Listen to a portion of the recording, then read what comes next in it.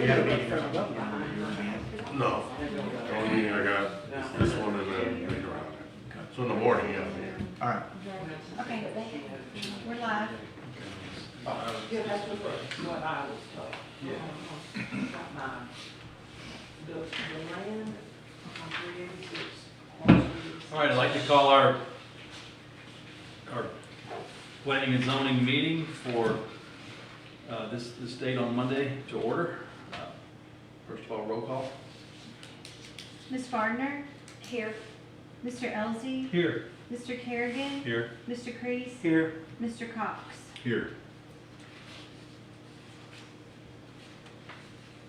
All right. First, we have the minutes. Has everyone received the minutes? Do you have any questions or corrections? Do we have a motion to approve the minutes of the December 4th meeting? I'll make a motion to approve the meeting minutes. Second. All right, we have a motion and a second on approving the meeting minutes.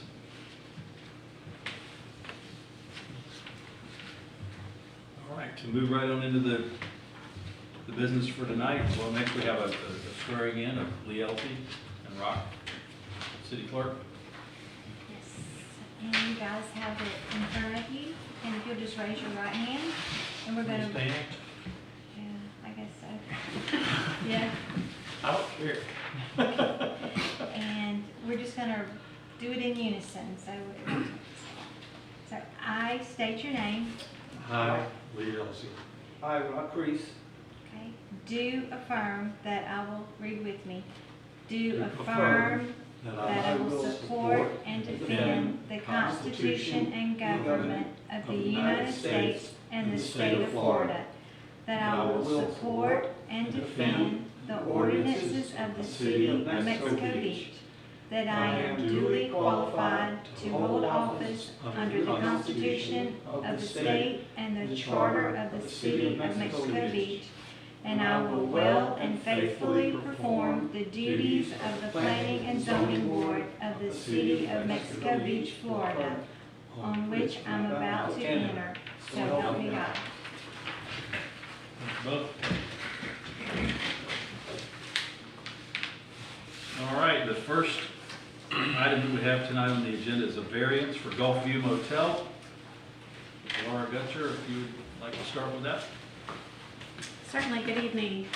For the record, my name is Alara Mills Gutcher, and I'm the consultant that prepared the application response for a variance for the Gulfview Hotel located at 1404 Highway 98, and this is on about 3/4 of an acre parcel. And the request is to install a pergola on a deck with 2 swings at the front corner of the motel. And there was an application package that was submitted, including some site plans that we did review in preparation of this application. The applicant stated they intend to rebuild the previous swing with pergola that existed before Hurricane Michael prior to the storm. Due to regulations for motel parking, this is the only viable placement that swing can be placed to sit and enjoy the view of the Gulf for motel guests. So in your packet, there should be the analysis I conducted, including 2 photographs that show the historical location of the swing. If you look on page 2 of 5, the first photograph is from 2015 and the second photograph is from 2011. Both of those depict the swing or a swing that is located on premise. The first being one that appears to be a freestanding swing that was laid there, and the second at the top appears to be one that was attached to a pergola that appears to be attached to the ground. So there were some considerations with the review that we did not have enough information to do an adequate review for the variance. And that included the site plan didn't depict the setbacks that they were asking for. So we didn't know if they're asking for a 5-foot variance or a 4-foot variance or a 7-foot or a 12-foot. We don't know what they were asking for based on the materials that they submitted. So in essence, the determination could not be fully made as to whether or not all criteria of the variance that is now listed in the Land Development Code were met, because there were several pieces of information missing. So due to that, the current recommendation is to deny the request, since an adequate review could not be made. And additionally, if I can just draw your attention to the bottom of page 2 of my report, there are other criteria there that I mentioned that we could not determine whether or not the application just didn't have that information for us to be able to determine whether or not those criteria have been met.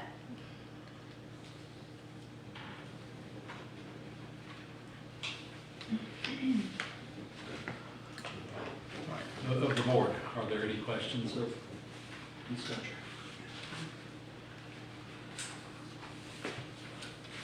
All right. Public comment. I'll open this to public comment at this time, and I'll just remind everyone that we're an advisory board. We make recommendations to the city council, but the ultimate decision lies with the city council. So I'll go ahead and open it to the public. Is there any member of the public that would like to come and speak on this matter?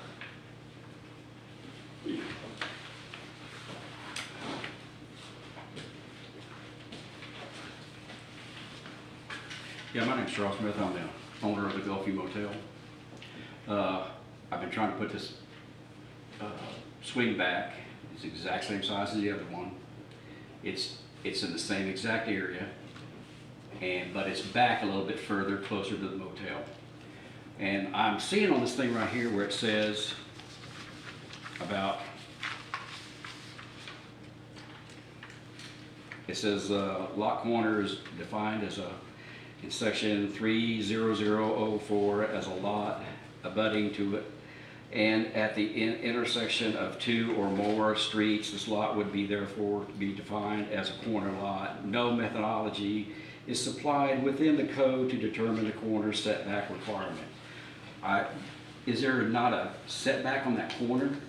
Because it says here the corner is 12 foot. I've tried to find out what the setbacks was.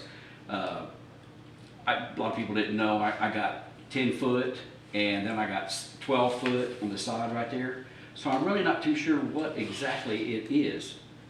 But I'm just trying to put this thing back. It's nothing more than what it was. Before she said it didn't appear to have a deck. It had a deck on it. But the deck was so close to the ground that after a while the sand filled it up, and then I got a load of some gravel, put around the gravel of it. But it was so low, and the guy that I had unload it for me just put gravel over the top of it, and it just didn't make a difference to me because there was no other place I could put the gravel. What more can I do about getting this swing? It's just a swing. It was there before the storm. So is there anything else I can do to try to get this thing, anything more? She said I didn't, let's see. I didn't have drawings or anything of where it was, and I gave them drawings about what the size of the swings and everything and where it was. And I don't know if she got it or you got it or not. It was.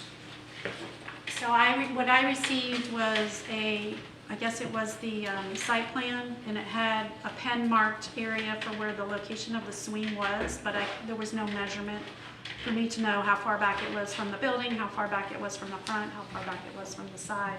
So I couldn't do an analysis of the proposal against the regulations. Okay. Well, it was only, I'm within it was back from where my property line is back. It's only like almost 7 foot, almost 7 foot. From the front? From the side of the building. The front, it's within my area. It's not in the setback.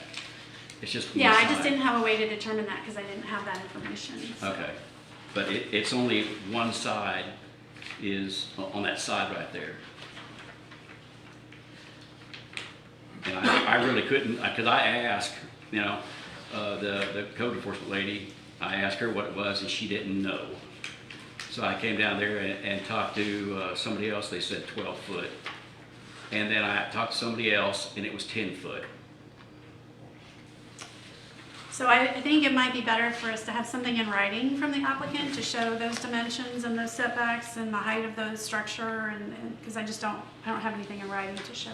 The dimensions of what I'm building, I gave them drawn up. But I don't have it as how far it is from your primary structure, how far it is from the setback lines. Okay, nobody told me to do that. Okay, nobody told me to do that. Who are you working with when you say they and?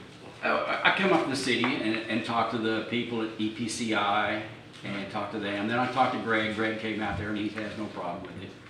I talked to the lady at the that does the code enforcement. She didn't know what the setback was. And who else did I talk to? I talked to her, you once, and you told me what it was. And then I talked to Michelle, and she said she didn't know what it was either. So I couldn't really get a definite answer what it was.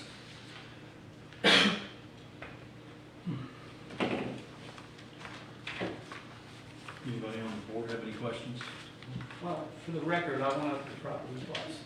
I went out Saturday, Smith wasn't there at the time, and I went out again today, and I added these pictures. I went out, took these pictures Saturday, and I added them into what was here. And when I went back today, I went out, and Smith was there. He went out and he showed me where the swing is. He dug in between back here, and right through here is where the old retaining wall is. That's in this picture right here. The retaining wall was here, and I measured from the street to the retaining wall, which is the property line, and that was 12 feet. And from the 12 feet to where this is was another 33 inches. So I know looking up the setback, I seen it was a 12 foot. I couldn't tell by anything, and Mr. Smith was there and showed me in the front where the front half was. And the picture, that's from the archives. I took them in different directions, so if you look at it, this is exactly where this one was. It's in the same exact area where the bush was here, was right over here by the fire hydrant. So the swing set is exactly back where it is, and you said it's a little closer, but actually A little closer to the motel now. to the motel. Because I know it's 12 foot, I measured the 12-foot setback, and that was there plus 33 inches to the end of it. So I know it's 33 feet, 33 inches inside your property line.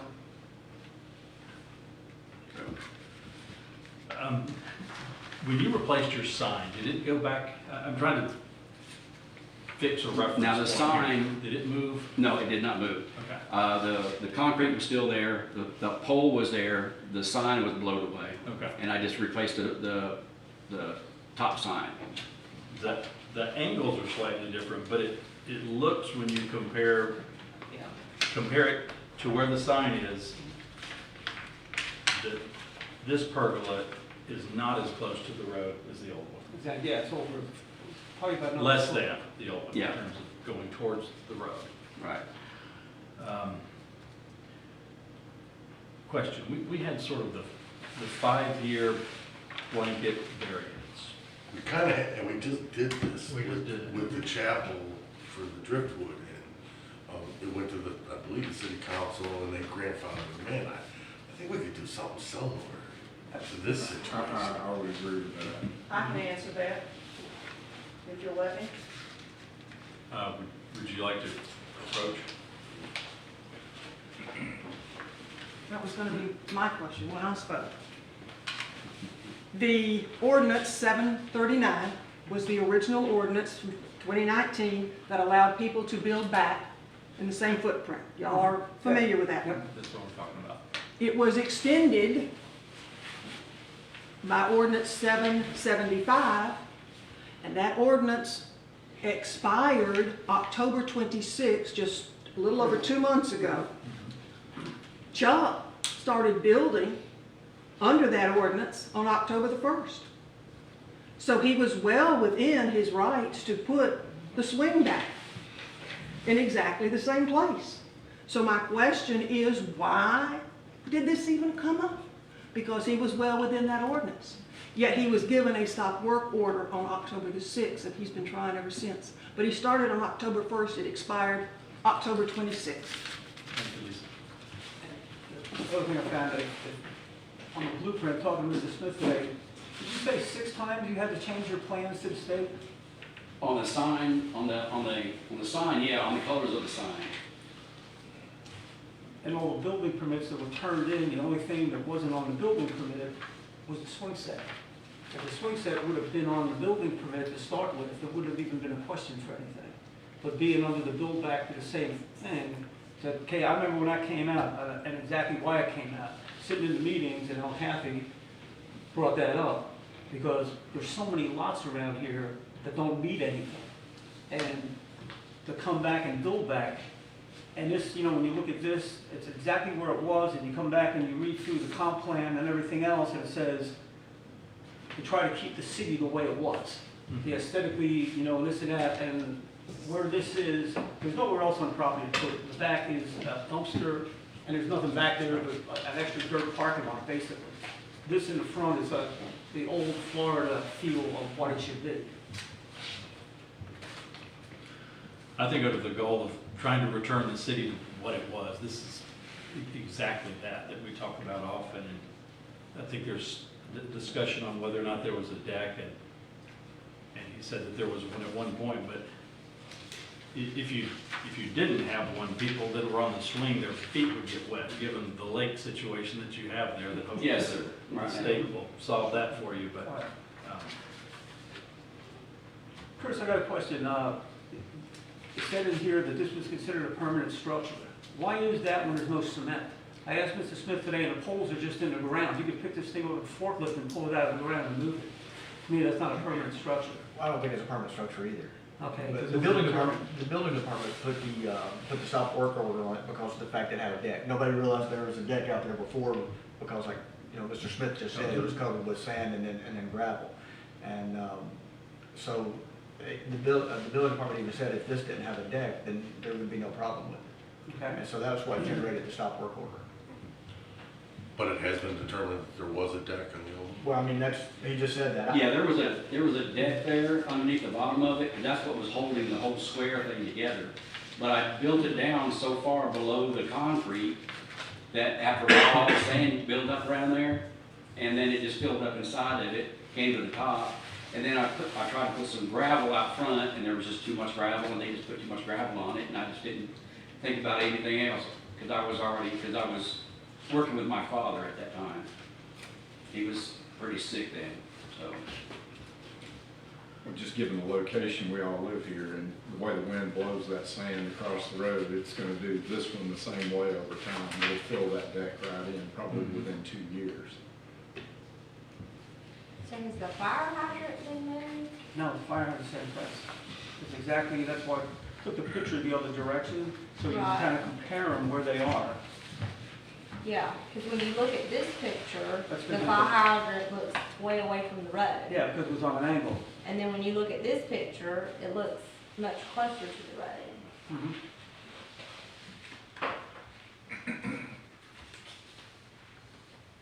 But it's generally in the same spot, same footprint. Yep. I think my recommendation kind of would be along the lines of just what we did with the Driftwood Inn. Forget the variance and everything. You recommend to the city council that they grandfather this in pursuant to the ordinance 739. He started, that's what Lisa said. I'd have to check it out to make sure. If he started building and pulled his permits prior to that ordinance expiring, Chris said they stopped the work on October the 6th, so that was prior. I mean, I didn't say that. That's what Lisa said. Oh. He's got a copy of stop work order, so Okay, you're not. so we know the dates. And I think you just make a recommendation to the city council to allow this to be grandfathered in under the previous ordinance, just like we did with the Driftwood Inn. Problem solved. So do we need that in the form of a motion? Yeah. So when were the permits pulled? This is the stop work order, Yeah, for the 6th. and that was October 6th. So before the expiration. Right. Yeah, Would you like to put that in form of a motion? But I mean, he had a permit to build right. it. I mean, it was all No. legit Yeah. under, But you're saying that it wasn't in the original? When- Did- when Was they- there a permit for this? So it just what the For drawing. when I was building now? Yeah, that's what Julie's question was. Oh, no, I didn't, then I got Greg over there, cause I went down there to EPCI and that lady says, you're gonna have to have a building permit for the roof. And I said, there's no roof, so you're gonna need it anyway, and you're gonna need all this stuff. And when I talked to Greg said, I'm sorry, she hasn't been there very long, she's not here now, and she really didn't know what she was talking about. He said, you gotta get a permit for your deck. He said, and you're overbuilding it, so I have no problem with it. He said, just come down there and get it, but he said, before you go getting the permit for the deck, to go through y'all. So it's your plan? So the answer was no. Right, okay, because you were saying a permit was pulled. Well, didn't it? No, he said there wasn't. I still think it would fall under I think we could still just do exactly Yeah. what I said. That is, And when you're done with it, your desire is to not have a roof, it's to have the pergola It's type just slats. just pergola with, like 2x6 going this way and 2x4 going this Got way. it, like it was before. just Yeah. like it was. Just like what it was before. Okay. Understood. Question for Clint, here it says recommendations, says the process for variance is considered quasi judicial, therefore the city must include findings of fact for the approval or denial. So the motion is gonna have to include the fact Well, that. we're taking We're it, not- we're taking it out of the variance Okay. now. Okay, yeah, it should be, that's. it shouldn't be a variance. Mhm. Well, I'll make a motion that we recommend to the city council that this fall under ordinance 739. 739 775. and Or 775. 775. Thank you. Since Mr. Smith is building back as it was prior to the hurricane. And it started before the expiration. Correct. Is there a second? Second, Have a motion and a second. Would you like to call for a vote? Ms. Gardner, Yes. Mr. Elsey, Yes. Mr. Kerrigan, Yes. Mr. Crease, yes. Mr. Cox. Yes.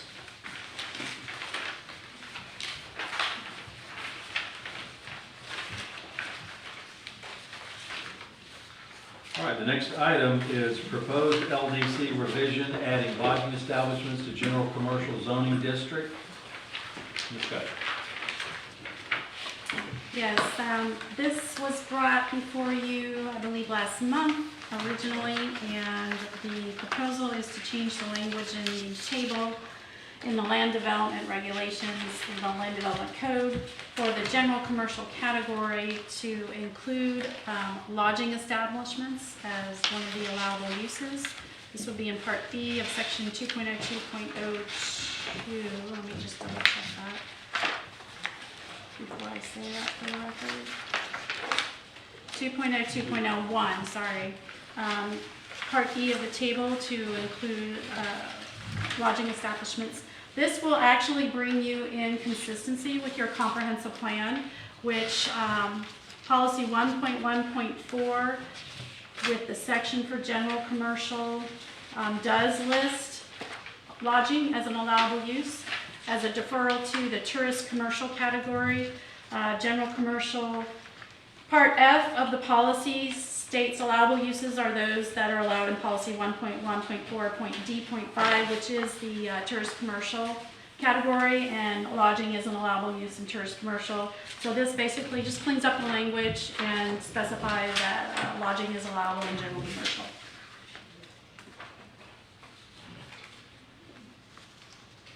So I guess I'll ask a question. All three of the hotels, this was brought up last time, I guess were built before the LBC even had anything in it, because they don't meet any requirement where they are to fit into what's zoned up here. So I mean, how did they even get there before this? I can't answer that question. I didn't do any historical review of building permit data in comparison to what was in effect in LDRs at the time they were built.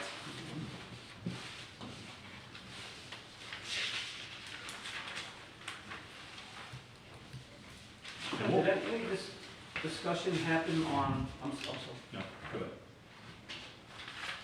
on trying to get a category for these, a waiver, and not put them into that zoning category that was discussed last time? I haven't had any discussions with anybody, no. Since the last meeting. Well, so your comprehensive plan already allows lodging establishments in general commercial. That's the overriding document. So if there is an inconsistency, we always turn to the comprehensive plan. So because the comprehensive plan allows it, even though the LDR admits it, it's an allowable use in general commercial. So this is just cleaning it up to be consistent, both documents consistent with each other.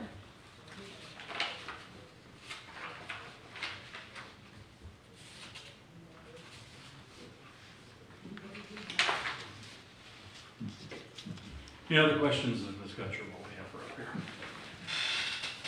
No? No? Well, thank you. Sure. All right, let me open the public discussion on this item. Is there anyone from the public that would like to speak on this? I have a question. What's it gonna do, Go ahead and. John Harold, 43 First Street? When we annex property,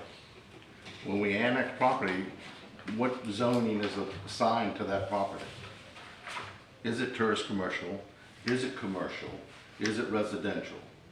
Depends on what people who are asking to have to annex 10 want, and whether the city agrees with that, and if they, So this is something to consider for the future when you're planning this out, that, okay, they can't build this, there, or that, is what that was the question I wanted to know. How does the city council make that decision? city council Makes the final decision. decision.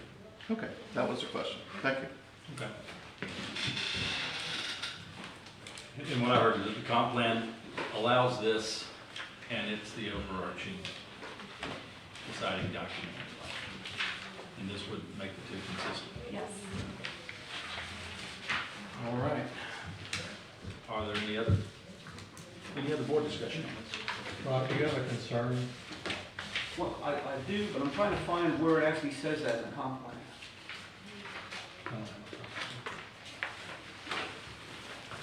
Shut my mouth. Because I have the general commercial, and I read that today.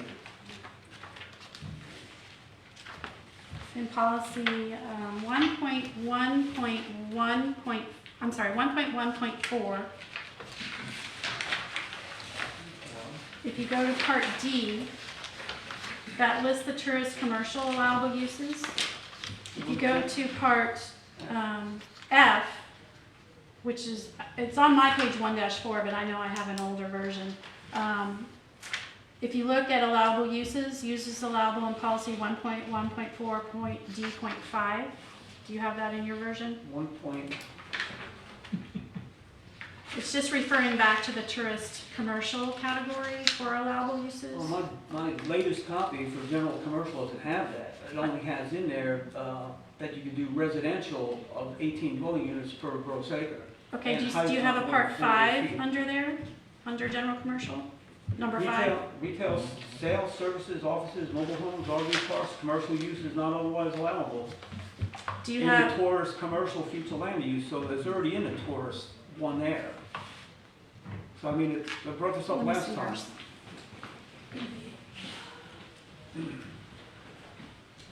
What's the date at the bottom of yours, Rob?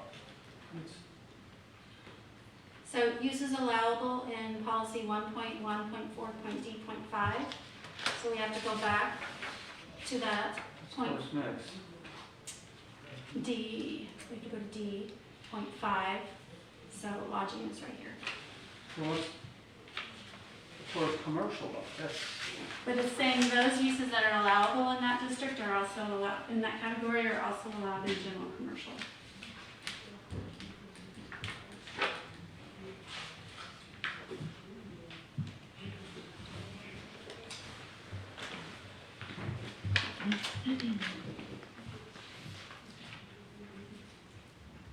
So on part, it says part 5, uses allowable in policy D5, if we go back. And so D5 is tourist commercial, and so everything that's listed in 5 under D for tourist commercial is allowed in general commercial. Lodging is a part. Kind of, Find how that connects back to that, yeah. but it is lodging.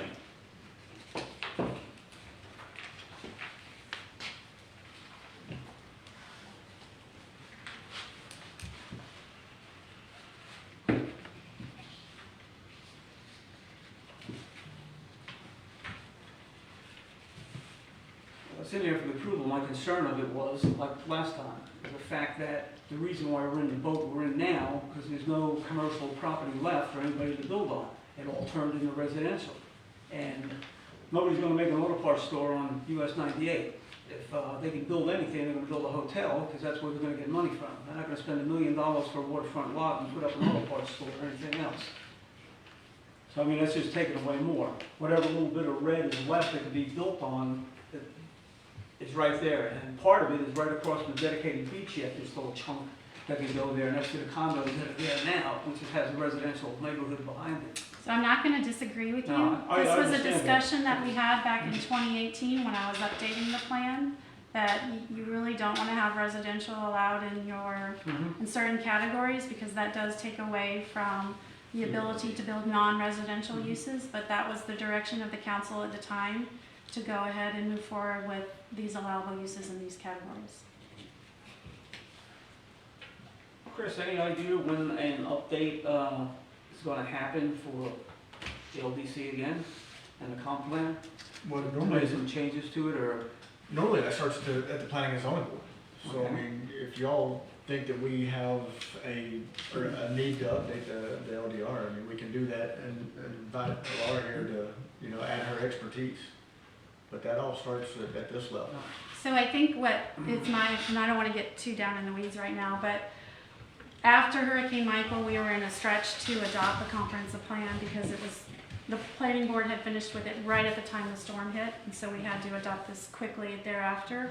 And the plan was to update the LDRs after that, but because you know what happened after the storm, everybody was in recovery mode, and it just got pushed to the back burner, and it just never came back to the front burner. But I submit that your LDRs need to be updated before we revisit the plan again, because they're kind of a mess.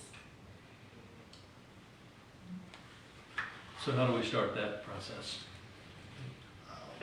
She's slowly doing it. Well, I don't like nitpicking. I like to do a wholesale amendment. It's just, it's better that way.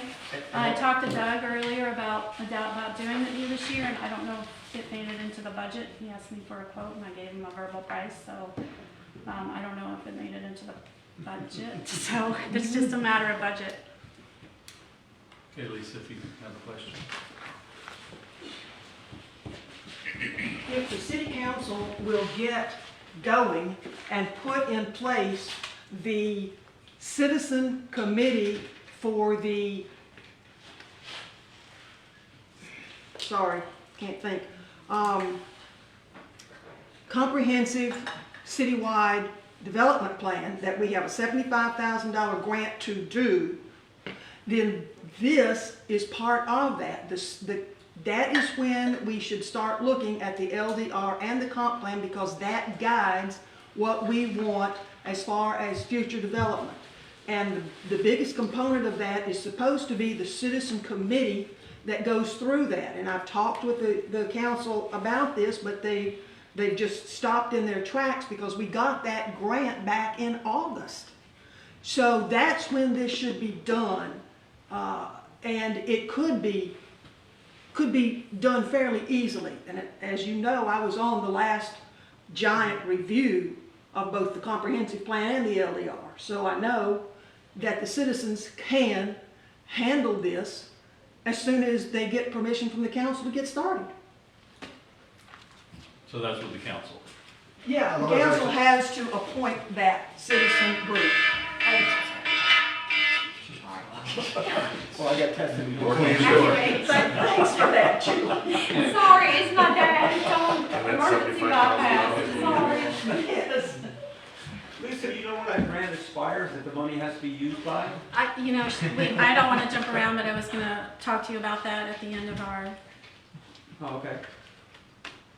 session here. But yeah, we have an agenda for the 22nd of January to start the visioning process. We hope to use this room right here for our first meeting. So that is actually underway? Yes, Okay. unless we can get a better room. But right now, this is the room that we have. Well, it would continue regardless of the room? Yes, Okay. yes. Yeah, the 22nd. All right. So for the purpose of this piece of business, it's, the comp plan allows this, is the overriding document, and we need a motion to make this change. Is that correct? Yeah, you either recommend it or not recommend it to the city council. Do you have any other thoughts or concerns you want to share on this? No? Would anyone like to make a motion to approve this and amend this? I'll make a motion not to recommend it to the city council, to not recommend approval until after the comp and ODC are revised. So it's a motion to deny. Just to recommend not to approve this to the Recommend not to city approve. council. He needs a second. Okay.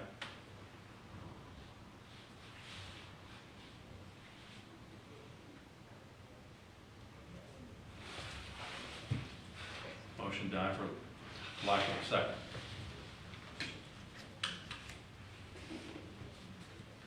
Are there any other motions on this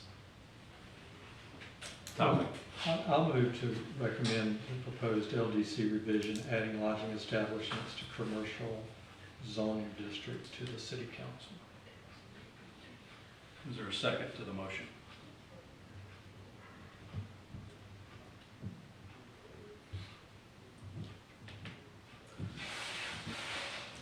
That motion also doesn't have a second, so where do we find ourselves, Mr. Attorney? In essence, it's tabled.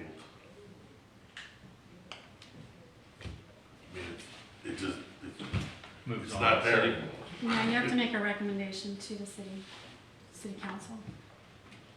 But I just want to emphasize that it's just semantics at this point because it's allowable. You can't Right. not permit a motel in general commercial, legally speaking.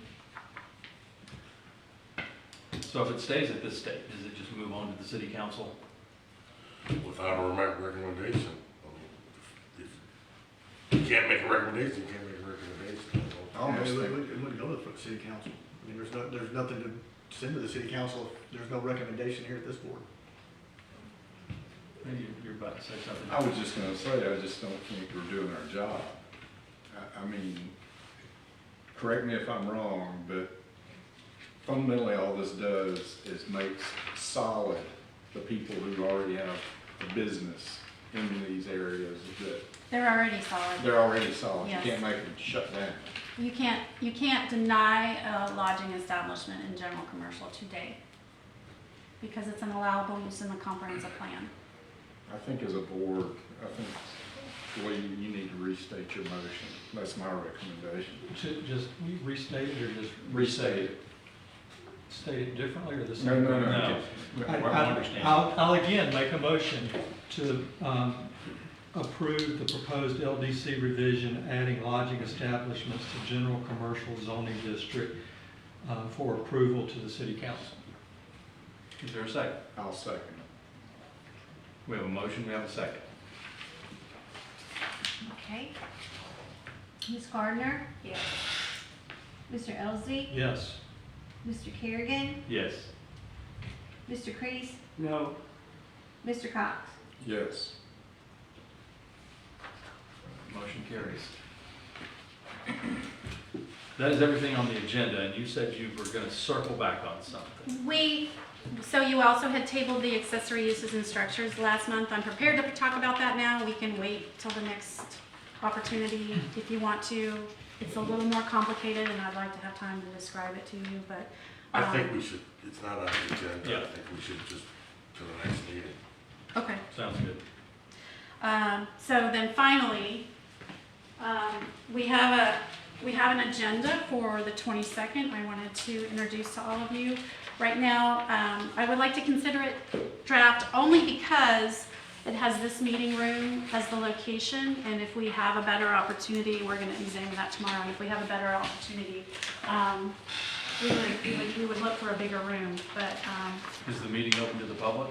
absolutely. Okay. Yeah, this will be out on social media. We would like to invite each one of you, and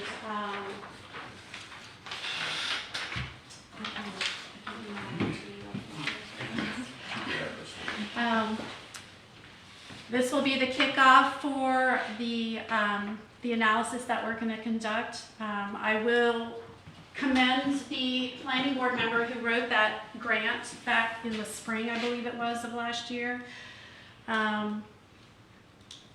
There was a lot in that grant application. And upon speaking with DEO, it was generally understood that with the amount of information that was requested in the grant and the amount of time we had, it just wasn't feasible for us to complete all that. So we have worked with the Department of Commerce, and if I call them DEO, I apologize because that's what they've been for the last 13 years. But Department of Commerce now is what they're referred to. We did have some conversations and discussion, and we're able to streamline the deliverable of the grant. So we are going to focus on a corridor from the Canal Bridge to 15th Street and work on some visioning sessions regarding improvements to that corridor, sidewalk plans. I think the grant had an entire mobility plan in there, which can easily cost $150,000. So we just didn't have the funds to do an entire mobility plan. We're going to look at some transportation improvements, including non-vehicular transportation methods, and just get the whole vision from the community as to what they would like to see and happen in Mexico Beach. Primarily in that corridor, but we're willing to discuss the city at large and work on some economic development strategies. There was an economic development plan in the grant, and again, that's $75,000 easily in and of itself. So we've streamlined it down to some economic development strategies that can either be adopted into the comprehensive plan or the land development regulations, or it be a standalone thing. It depends on how we want to move forward with that. But those things will all be discussed on the 22nd, and we hope everyone can attend that. And when's it scheduled to conclude? We have to finish by May 31st Okay. with the draft. So we can tweak it a little bit after that if we need to, but we have to deliver the draft to the Department of Commerce by the 31st of May. And is the final draft, is it all language, is it all text, or is it anything visual? There'll be visual, certainly, yes. There'll be some visuals in there. All right, well, thank you for the update. Sure. Also, before we close, I will let Rod know, because you brought this up about updating the LDR and the comprehensive plan.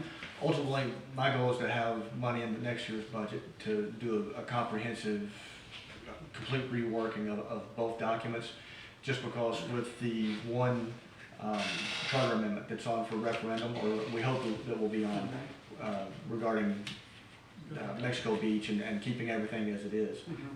We really will need to do above and beyond what we currently have in the LDR and the comprehensive plan if that passes. So ultimately, that's my goal, is to put it in next year's budget. And this visioning session will help us understand what the community interests are too in preparation of that. Do we know the cost that you turned into Doug? I'm sorry, the The what? cost that you turned into Doug? So the low side of an LDR update is $80,000, and he wanted to split it $40,000 and $40,000 into 2 fiscal years. So that's what we talked about to help with the cost. Is there any other business? Meeting is adjourned. Thank you.